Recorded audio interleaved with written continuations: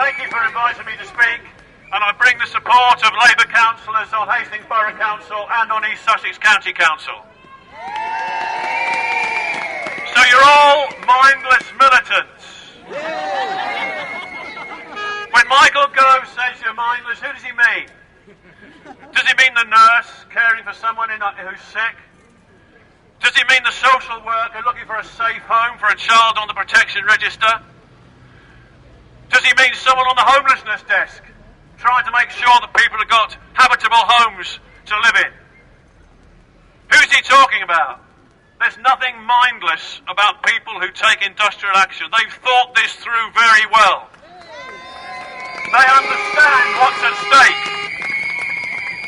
The people I visited on a couple of picket lines this morning, in the Inland Revenue, for example, because if they weren't there, we wouldn't have any money to pay for our public services.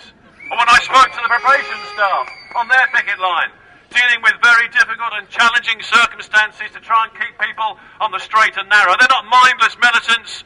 They've thought through what this means for them, for their jobs, for their futures, for their pensions, and they've agreed there's nothing else we can do but take action today. That's not mindless. That's not mindless. That's clearly thought out and understood.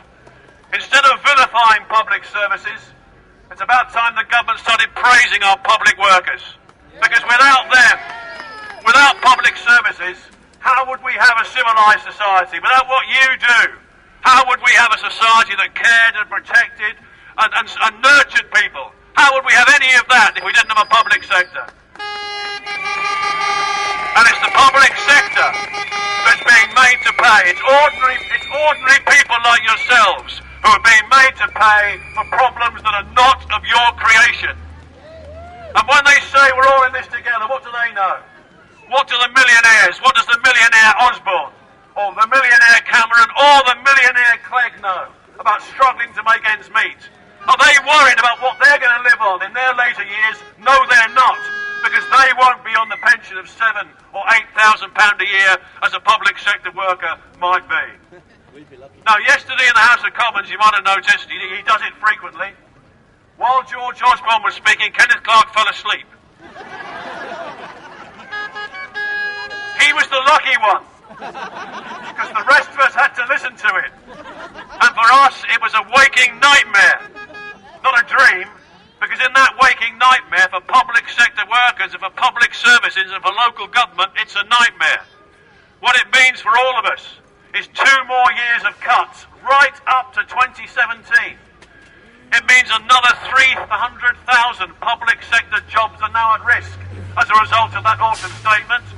And it means a 1% pay rise each year for the following 2 years after a pay freeze. They've declared war on the public sector and on public sector workers. And it's our job, all of us. Yes, we're all in this together in one sense. Public services are there for everybody and are required by everybody, and everybody has to rally to the call of protecting public services and protecting those people who provide them. So yes, you're right. You're absolutely right to be taking action in defence of pensions, but also absolutely right to be raising the voice of protest against everything that's being done to the public sector. And on that protest, we in Labour locally and on the local authority are 100% behind you.